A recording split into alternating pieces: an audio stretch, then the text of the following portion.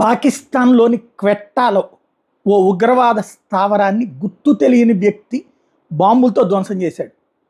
టోటల్గా 6 ఉగ్రవాదులు చచ్చిపోయారు. 5-6 లెక్క తేలవాలి. టోటల్గా 5-6 ఉన్నారన్నటువంటి చెప్తున్నారు. ఇది లష్కరే తోయిబా గ్రూప్గా గుర్తించారు.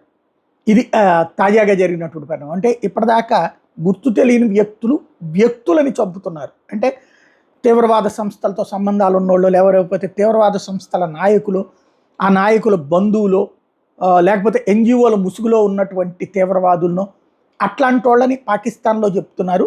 ఇప్పుడు కొత్తగా జరిగింది ఏంటంటే క్వెట్టాలో ఏకంగా ఉగ్రవాద శిబిరాన్నే లేపేశాడు ఒక గుర్తు తెలియని వ్యక్తి. ఏకంగా 6 ప్రాణాలు కోల్పోవడం అన్నటువంటిది ప్రధానమైనటువంటి చర్చీయాంశం.